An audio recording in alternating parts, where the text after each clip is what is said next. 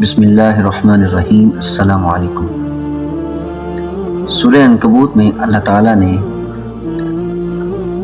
جہاں حضرت ابراہیم علیہ السلام کا ایک واقعہ بیان کیا ہے، وہاں پر ایک اور واقعہ بھی بیان کیا ہے۔ حضرت ابراہیم علیہ السلام کے دو اور بھائی بھی تھے، جس میں ایک کا نام نوح اور دوسرے کا نام ہاران تھا۔ ہاران کے ایک بیٹے تھے جن کا نام لوط تھا، یعنی کہ ابراہیم علیہ السلام کے ایک بھتیجے لوط، جن کا بچپن ار شہر میں گزرا تھا، کیونکہ ان کا سارا خاندان ار شہر میں ہی آباد تھا۔ لیکن جب ار شہر میں قحط سالی آئی اور شدید قحط پڑا تو اپنے چچا حضرت ابراہیم اور حضرت سارہ علیہ السلام کے پاس مصر تشریف لے گئے۔ مصر وہی جگہ ہے جہاں پر ابھی ملک ایک بادشاہ والا واقعہ بھی پیش آیا تھا، جہاں پر حضرت ابراہیم علیہ السلام نے اپنی زندگی کا تیسرا اور آخری جھوٹ بولا تھا۔ اس واقعے کے بعد اس پوری فیملی کو مصر بھی چھوڑنا پڑ گیا۔ اس سے آگے کا سفر سورہ انبیاء میں اس طرح ہے کہ اللہ تعالیٰ فرماتے ہیں کہ ہم نے حضرت ابراہیم اور لوط علیہ السلام کو بچا کر اس زمین کی طرف لے گئے جس میں ہم نے اپنی برکتیں رکھی ہیں۔ اس آیت کے مطابق حضرت ابراہیم علیہ السلام اپنی بیوی حضرت سارہ کے ساتھ مصر سے ہیبرون تشریف لے گئے، اور حضرت لوط علیہ السلام سدوم اور عمورہ کی طرف تشریف لے گئے۔ اس ویڈیو میں حضرت لوط علیہ السلام اور ان کی قوم کے ساتھ پیش آنے والے واقعوں کو پوری تفصیل کے ساتھ بیان کیا جائے گا۔ یہ داستان شروع ہوتی ہے حضرت ابراہیم علیہ السلام کے دو مہمانوں سے۔ وہ دو مہمان جن کے آنے سے حضرت ابراہیم علیہ السلام نے دل میں خوف محسوس کیا، جس کا ذکر سورہ ہود میں اللہ تعالیٰ اس طرح فرماتے ہیں کہ ہم نے اپنے پیغمبر خوشخبری سنانے کے لیے حضرت ابراہیم کے پاس بھیجے۔ انہوں نے آ کر ان کو سلام کیا۔ حضرت ابراہیم نے سلام کا جواب دیا اور بلا تاخیر گائے کا ایک بنا ہوا بچڑا لے آئے۔ جب انہوں نے دیکھا کہ ان کے مہمان کھانے کی طرف ہاتھ نہیں بڑھا رہے تو ان کی طرف سے اجنبیت محسوس کی اور دل میں خوف کھانے لگے۔ لیکن انہوں نے کہا ڈرو نہیں، ہم لوط علیہ السلام کی قوم کی طرف بھیجے گئے ہیں۔ حضرت ابراہیم علیہ السلام کے یہ دو مہمان فرشتے تھے جنہوں نے قوم لوط پر عذاب کے متعلق ان کو بتایا، لیکن لوط علیہ السلام کی قوم نے کون سا گناہ کیا تھا؟ میرے خیال میں سبھی لوگ اس بارے میں آگاہ ہیں۔ وہ جرم اس قدر قبیح اور بدترین تھا، اس کے لیے عام زبان میں الفاظ ڈھونڈنا بھی مشکل ہے، لیکن عام فہم زبان میں اس کو ہم جنس پرستی یعنی ہومو سیکشولیٹی کہا جاتا ہے۔ اس جرم کا ذکر سورہ اعراف میں، سورہ نمل میں اور سورہ عنکبوت میں ملتا ہے، جہاں پر حضرت لوط علیہ السلام اپنی قوم کو سمجھاتے ہوئے یہ کہہ رہے ہیں، تم ایسے فحش کام کر رہے ہو جو تم سے پہلے کسی قوم نے آج تک نہیں کیے۔ تم عورتوں کو چھوڑ کر اپنی شہوت مردوں سے پوری کرتے ہو۔ تم اپنی عام محفل میں بے حیائیاں کرتے ہو۔ تم کتنے بڑے جاہل ہو۔ جب ان لوگوں کے پاس کوئی جواب اور وجہ نہ بچی تو سورہ اعراف کے مطابق انہوں نے وہی کہا جو سرکشی پر ڈٹ جانے والے لوگ کہا کرتے ہیں کہ ان لوگوں کو یہاں سے نکال دو، یہ بڑے پاک صاف بنے پھرتے ہیں۔ لیکن ان تمام گناہوں کے بعد ان سے ایک بہت بڑی غلطی ہو گئی، اور انہوں نے وہ غلطی یہ کی کہ انہوں نے یہ کہا کہ لا کر دکھاؤ تم وہ عذاب جس سے تم ہمیں ڈراتے ہو۔ تو حضرت لوط علیہ السلام نے کہا اے اللہ میری اس مفسد قوم کے مقابلے میری مدد فرما۔ لہذا اس کے بعد اللہ تعالیٰ نے ان دو فرشتوں کو مہمانوں کی صورت میں حضرت لوط علیہ السلام کے پاس مدد کے لیے بھیجا۔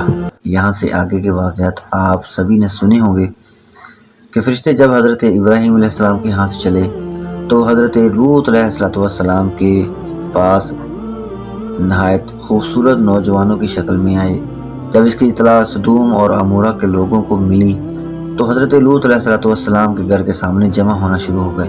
اس وقت فرشتے حضرت لوط علیہ السلام کے گھر پہنچے تو قتادہ کہتے ہیں کہ حضرت لوط علیہ السلام اپنے کھیتوں میں کام کر رہے تھے، جو ہی ان کو مہمانوں کی پہنچنے کی اطلاع ملی تو وہ کام چھوڑ کر فوری طور پر اپنے گھر کی طرف چل پڑے، لیکن اس شہر کے لوگ اپنی خبیث فطرت لیے ان کے آگے آگے چلنے لگے اور اشاروں میں اپنے مطالبات حضرت لوط علیہ السلام کے سامنے رکھنے لگے۔ تصور کریں ایسے میں کس قدر تکلیف ہوگی اور ناقابل یقین صورتحال ہوگی۔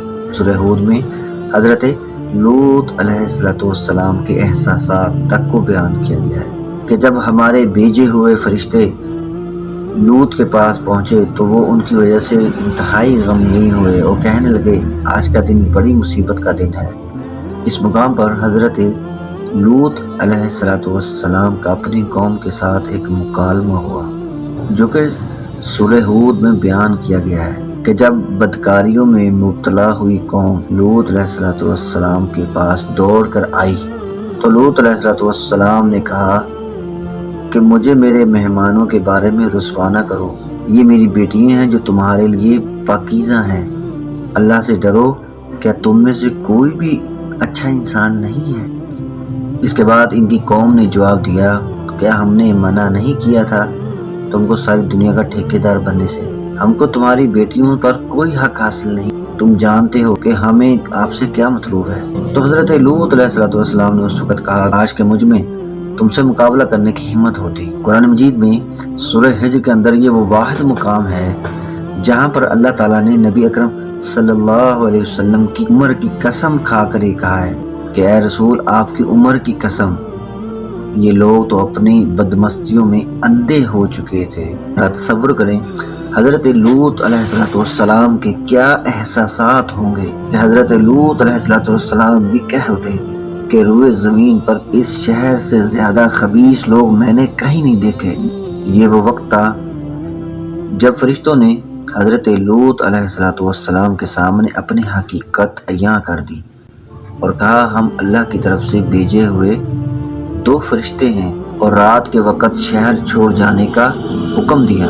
سورہ ہود کے مطابق فرشتوں نے حضرت لوط علیہ السلام سے کہا کہ ہم آپ کے رب کی طرف سے بھیجے گئے ہیں، لہٰذا آپ اپنے اہل و عیال کو لے کر شہر چھوڑ کر چلے جائیں، لیکن آپ نے پیچھے مڑ کر نہیں دیکھنا۔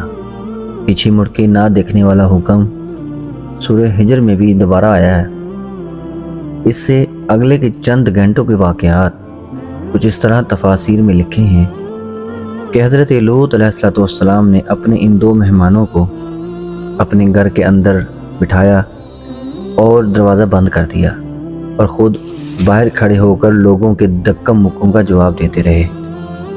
کبھی ان کو منع کرتے، کبھی ان کو نصیحت کرتے، کبھی ان کو روکتے اور کبھی بے بسی کا اظہار کرتے۔ تصور کریں کہ وہ رات اللہ کے اس نبی پر کیسی گزری ہوگی، وہ درندہ صفت لوگ اللہ کے نبی کے ساتھ کیسے پیش آ رہے تھے۔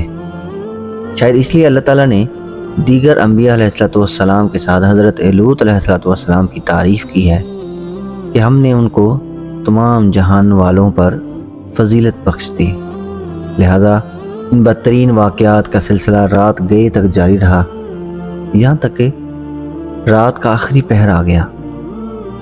تفسیر ابن جریر میں ہے یہ وہ وقت تھا جب حضرت جبرائیل علیہ السلام تشریف لائے اور انہوں نے ان لوگوں کی آنکھوں پر اپنے پر مارے جس کی وجہ سے وہ لوگ اندھے ہو گئے۔ تب حضرت لوط علیہ السلام اپنی دونوں بیٹیوں کو لے کر بستی چھوڑ کر نکل پڑے اور یہی 2 بیٹیاں ان کا کل گھرانہ تھی۔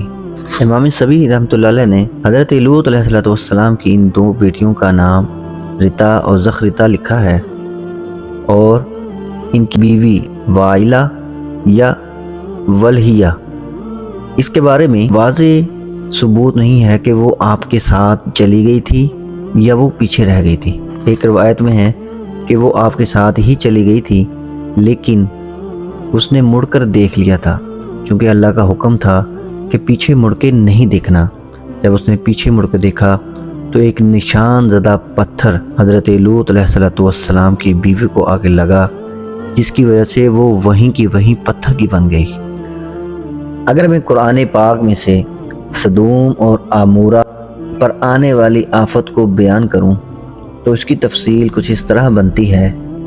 سورہ ہجر کی 73 نمبر آیت کے مطابق صبح نکلتے نکلتے ایک بہت زوردار آواز ان کو سنائی دی، اور سورہ قمر کی 34 نمبر آیت کے مطابق ایک بہت بری ہوا چلنے لگ گئی جس میں سے پتھر برس رہے تھے۔ سورہ ہود کی آیت نمبر 82 اور 83 کے مطابق شہر پر خاص قسم کے کنکر والے پتھروں کی بارش شروع ہو گئی۔ وہ پتھر نشان زدہ تھے، وہ تہ در تہ ان پر برستے چلے گئے۔ شہر کے نیچے والا حصہ اوپر ہو گیا اور اوپر والا نیچے ہو گیا، اور شہر سارے کا سارا الٹا ہو گیا۔ نشان لگے پتھروں کے متعلق مجاہد رحمۃ اللہ علیہ لکھتے ہیں کہ ہر پتھر پر اس شخص کا نام لکھا ہوتا تھا جس پر وہ آ کے لگے گا۔ وہ پتھر اس شخص کے سر پہ آگے لگتا، جس کی وجہ سے اس کا بیجا باہر نکل آتا اور وہ وہیں ڈیر کا ڈیر ہو جاتا، یہاں تک کہ شہر میں کوئی بھی نفس باقی نہ رہا۔ اللہ تعالیٰ نے سورہ ہجر میں ان لوگوں کی لوکیشن بتائی ہے کہ یہ شہر ایک گزرگاہ پر واقع تھا، اور سورہ صافات میں فرمایا تم اس کے پاس سے گزرتے ہو صبح کو بھی اور شام کو بھی، کیا تم نہیں سمجھتے؟ سدوم اور عمورہ ایک بڑے شہر کی 7 بستیوں میں سے 2 بستیاں تھیں۔ شاید اسی لیے سورہ توبہ میں آیت نمبر 70 میں المؤتفقات کا لفظ آیا ہے، یعنی وہ بستیاں جو الٹا دی گئی تھیں۔ دنیا میں 2 تہذیبیں گزری ہیں، ایک اکیڈین اور دوسری اسیرین، جس کو آشوری تہذیب بھی کہا جاتا ہے۔ آشوری تہذیب کے ایک برٹش ایکسپرٹ ڈاکٹر آرچیبالڈ سائس نے انہوں نے ایک دفعہ ایک اکیڈین نظم کا ترجمہ کیا، جس میں انہوں نے ایک ایسے شہر کا تذکرہ کیا جس پر آگ کی بارش ہوئی تھی، لیکن بدقسمتی سے اس نظم میں اس شہر کا نام نہیں لکھا تھا۔